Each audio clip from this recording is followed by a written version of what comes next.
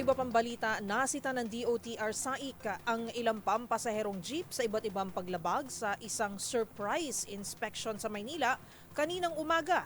Ilan sa mga nahuling violation ang kawalan ng plaka at depektibong signal at brake lights. Magbabalita si Boy Gonzales. Nabigla ang ilang mga tsuper ng pampaserong jeep sa kanto ng Rizal Avenue at Blumentritt, Santa Cruz sa Maynila sa ikinasang operasyon ng Special Action and Intelligence Committee for Transportation o SAIC ng DOTR.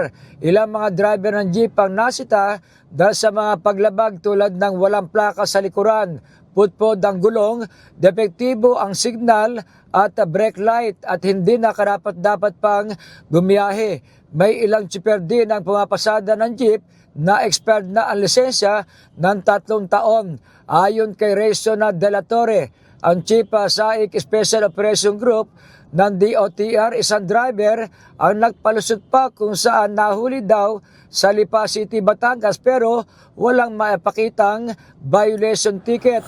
I-verify po natin kung meron talaga.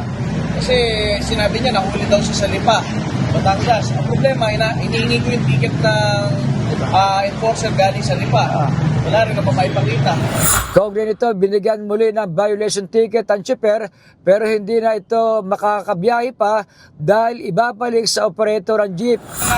Binigay natin ticket sa kanya, hindi na po yung magsisilbing temporary driver's license sapagkat meron na po siyang naunang huli pa dati na hindi na niya inasikaso. So yung kung validity ng kanyang driver's license na ibinigay po natin ngayon ay magagamit lang po niya para maihatid lang sa garahe yung kanyang pinapasadang jeep. Pagkatapos po nun, hindi na po niya po pwedeng gamitin. Ang mga nasitang jeep ay oobligayang dalhin ang mga sakyan sa LTO upang suriin at alamin kung pwede pa itong bumiyahe. Para sa MBC TV Network News, ito si Boy Gonzales, una sa Pilipinas, una sa Pilipino.